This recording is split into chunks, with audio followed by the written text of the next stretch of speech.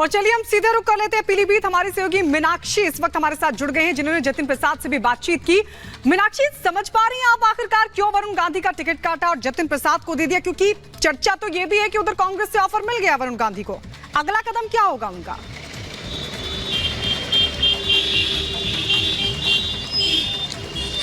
कहती है, देखिए ये हमेशा से बीजेपी का गढ़ रहा है और ऐसे में गढ़ में चुनाव लड़ रहे हैं, क्योंकि जतिन प्रसाद की अगर हम बात करते हैं तो उनकी साफ सुथरी छवि रही है और इसके पहले भी वो लोकसभा के चुनाव लड़ चुके हैं, जीत चुके हैं, मंत्री भी रह चुके हैं। अब ऐसे में जब उन्हें बीजेपी ने यहाँ से भरोसा जताया, यहाँ से टिकट दिया है, तो वो कहीं ना कहीं जो लोकसभा के पहले विधानसभा चुनाव हुए थे 2022 के, उसको भी ध्यान में रखा गया है कि विधानसभा चुनावों में पश्चिमी यूपी, जिसमें सबसे ज्यादा ये लग रहा था कि बीजेपी जीत दर्ज कर पाएगी या नहीं कर पाएगी, वहां जतिन प्रसाद ने एक अच्छा खासा रोल प्ले किया। और उसी के साथ साथ अब देखिए पीडब्ल्यूडी मिनिस्टर का रोल भी निभा रहे थे वो, यहाँ यूपी सरकार में मंत्री थे, पीडब्ल्यूडी मिनिस्टर जो कि दूसरे नंबर का मंत्री कहा जाता है। और अब ऐसे में जब उन्होंने यहाँ से नामांकन भरा है तो उनके नामांकन के दौरान अच्छी खासी भीड़ थी। हालांकि अंदर ये कलेक्ट्रेट परिसर है, यहाँ अंदर से 4 लोगों को जाने की इजाजत थी। ऐसे में जतिन प्रसाद का यही कहना कि लोगों के पानी और सीवर की समस्याओं का समाधान किया जाए। बताइए क्या गलत किया? लोगों की समस्याओं का समाधान तो होना ही चाहिए। इस बात पर भी केंद्र सरकार ने आपके सीएम पर केस कर दिया। क्या ये लोग दिल्ली को तबाह करना चाहते हैं? क्या ये लोग चाहते हैं कि लोग अपनी समस्याओं से जूझते रहें? इस बात से अरविंद जी को बेहद पीड़ा हुई है। अरविंद जी ने मुझे एक बात और कही, इस सो कॉल्ड शराब घोटाले की जांच में ईडी ने पिछले 2 साल में 250 से ज्यादा रेड मार लिए। वो इस सो कॉल्ड शराब घोटाले का पैसा ढूंढ रहे हैं। अभी तक किसी भी रेड में एक पैसा नहीं मिला। मनीष जी के यहां रेड मारी, संजय सिंह जी की यहां रेड मारी, सत्येंद्र जैन जी की यहां रेड मारी, एक भी पैसा नहीं मिला। हमारे यहां रेड मारी, मात्र 73,000 रुपए मिले। तो वो इस सो कॉल्ड शराब घोटाले का पैसा है कहां? अरविंद जी ने कहा है कि इसका खुलासा वे 28 मार्च को कोर्ट के सामने करेंगे। सारे देश को सच सच बताएंगे कि इस सो कॉल्ड शराब घोटाले का पैसा है कहां, उसका सबूत भी देंगे। अरविंद जी बहुत सच्चे, देशभक्त, निडर और साहसी व्यक्ति हैं। उनकी लंबी आयु, सेहत और सफलता की कामना करना।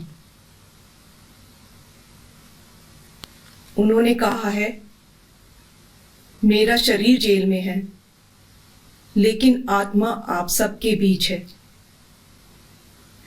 आंखें बंद करो, मुझे अपने आसपास महसूस करोगे।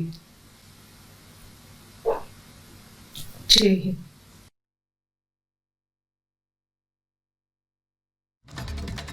केजरीवाल को आप सुन रहे थे, सुनीता केजरीवाल, जिन्होंने प्रेस कॉन्फ्रेंस की और केंद्र सरकार पर हमला किया।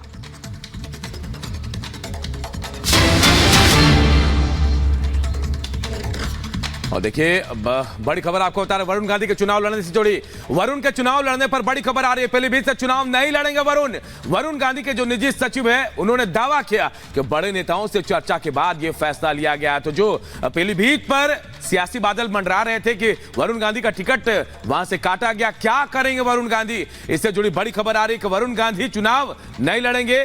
जो निजी सचिव है उनकी तरफ से दावा किया गया कि बड़े नेताओं से चर्चा हुई है, उसके बाद उन्होंने फैसला लिया कि वो पीलीभीत से चुनाव नहीं लड़ेंगे। बड़ी खबर आपको बता रहे हैं, वरुण गांधी को लेकर संशय की स्थिति बनी हुई थी, लेकिन अब ये संशय के बादल छटते हुए नजर आ रहे हैं। बड़े नेताओं से वरुण गांधी की बात होकर अब जानकारी मिल रही है कि वो चुनाव पीलीभीत से नहीं लड़ेंगे। तो पीलीभीत में फंस गए वरुण गांधी, वहां से चुनाव नहीं लड़ेंगे, यानी 2024 का अब जो रण है वो सज चुका है। पहले चरण के लिए ज्यादातर जो प्रत्याशी हैं वो चुनावी मैदान में उतरने के लिए अपनी कमर कस चुके हैं। चुनाव आयोग ने बिहार को छोड़कर पहले चरण के तहत आने वाली जो तमाम लोकसभा की सीटें हैं वहां पर आज नामांकन की जो आखिरी तारीख है वो तय कर रखी है। लेकिन इस सब के बीच कुछ लोकसभा सीट ऐसी भी हैं जहां कई दिग्गज नेता चुनावी चक्रव्यूह में फंस गए हैं, और ऐसी एक सीट है पीलीभीत लोकसभा सीट, जहां पर बीजेपी ने मौजूदा सांसद, जी हां, वरुण गांधी का टिकट काट दिया है। अब सवाल यह है कि इस चुनाव को आखिरकार कैसे वरुण गांधी तोड़ पाएंगे। रिपोर्ट आपको दिखाते हैं।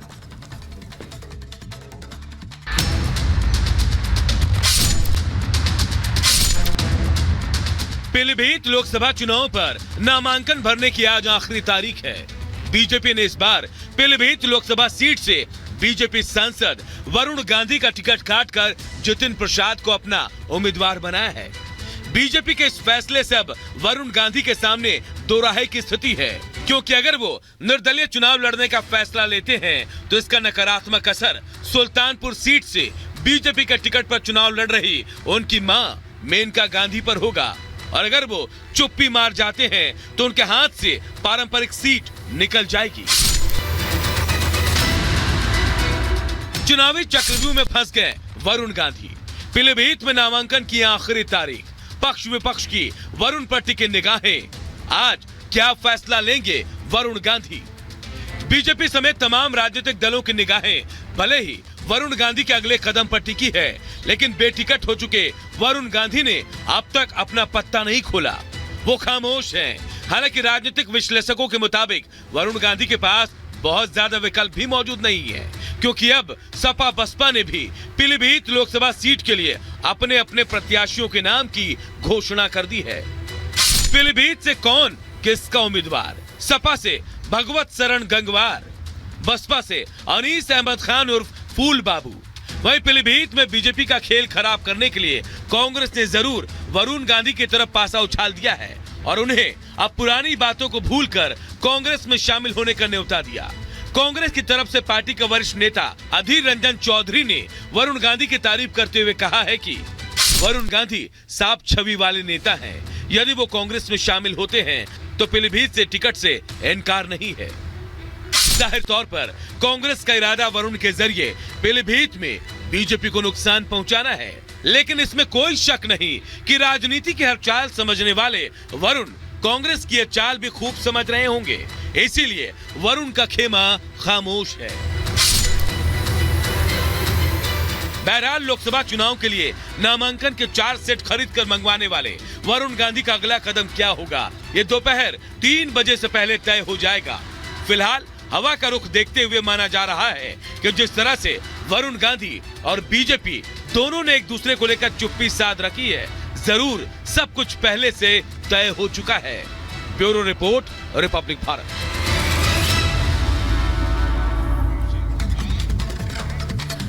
और अब आज सपा से एक बड़ी खबर की करते हैं। रामपुर मुरादाबाद सीट पर सपा में घमासान दिख रहा है। जी हां, एसटी हसन ही मुरादाबाद से चुनाव लड़ेंगे। रुचि वीरा को नामांकन से रोक दिया गया। आज आखिरी दिन है, देखिए आखिरी दिन है आज नामांकन का, और ऐसे में बड़ी खबर आ रही है कि रामपुर और मुरादाबाद सीटों पर सपा में घमासान है। मुरादाबाद पर एसटी हसन ही चुनाव लड़ेंगे, ये भी जानकारी आ रही है। रुचि वीरा को नामांकन से रोका गया। दोनों सीटों पर नामांकन का आज आखिरी दिन है, जहां रामपुर में खुद सपा के जो अध्यक्ष हैं उन्होंने कह दिया।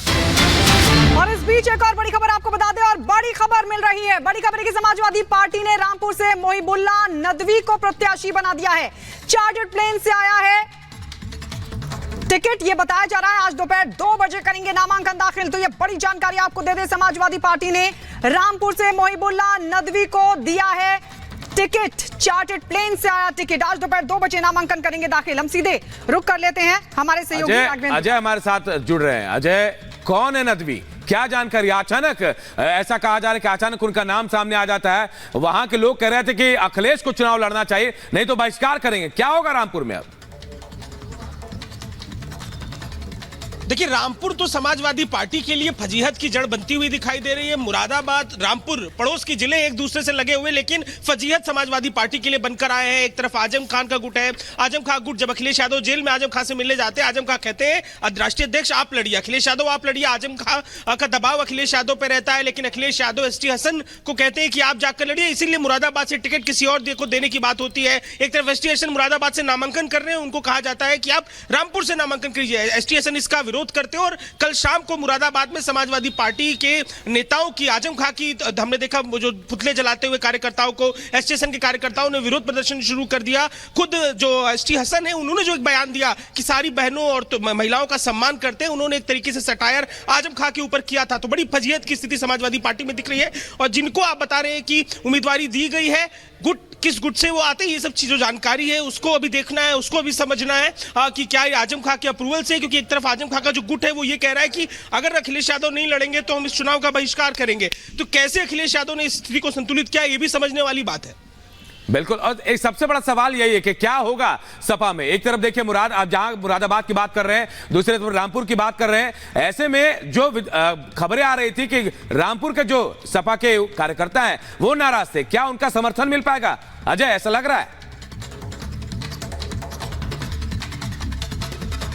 बिल्कुल संतुलन अभी जो इसमें की पर्सन है अखिलेश यादव है। संतुलन साधने के लिए वो तमाम वहां के जो मौलवी हैं रामपुर के, इसके अलावा जो उनके कैडर के लोग हैं, जो समाजवादी पार्टी कैडर के लोग हैं, जो दो फाड़ है समाजवादी पार्टी में, एक तरफ आजम खां के गुट के लोग हैं, दूसरे समाजवादी धड़े के जो लोग हैं, उनसे संवाद करने की कोशिश कर रहे हैं, संतुलन साधने की कोशिश कर रहे हैं। इस कड़ी में तेज प्रताप यादव का नाम भी आया था परिवार की तरफ से, लेकिन जब मनाही कर दी गई कि नहीं तेज प्रताप यादव नहीं लड़ेंगे रामपुर से, तो वो नाम पीछे हट गया। अभी की स्थिति में जो व्यक्ति जिन्होंने पर्चा लिया है कह रहे हैं कि वो पर्चा भरने बिल्कुल बिल्कुल अजय, हम आपके पास रुक करेंगे, लेकिन सबसे बड़ा सवाल यही है कि आखिर अभी तक इतना असमंजस क्यों है। आइए बढ़ते आगे और आपको यह भी बता दें कि पंजाब कांग्रेस को बड़ा झटका लगा है। पंजाब कांग्रेस को लगा है बड़ा झटका। लुधियाना से सांसद रवनीत सिंह बिट्टू कांग्रेस को अलविदा कहकर बीजेपी में शामिल हो गए हैं। रवनीत के बीजेपी में शामिल होते ही कल तक जो बिट्टू के करीबी थे, आज वही उन पर तंज भी कस रहे हैं, क्योंकि उन्हें पता है कि लुधियाना में अब कमल खिलना तय है। रिपोर्ट आपको दिखाते हैं।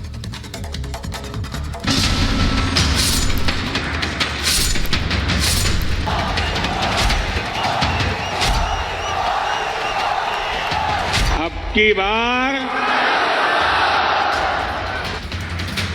24 के चुनाव में 400 पार को लेकर बीजेपी फुल कॉन्फिडेंस में है। बीजेपी का यह कॉन्फिडेंस ऐसे ही नहीं है। लोकसभा चुनाव अब सिर पर है, लेकिन कांग्रेस को लगने वाले झटके थम नहीं रहे हैं। कभी इंडी नेताओं की बगावती सुर बुलंद हो जाते हैं, तो कभी अपने ही हाथ का साथ छोड़ दे रहे हैं और मोदी का कुनबा लगातार बढ़ रहा है।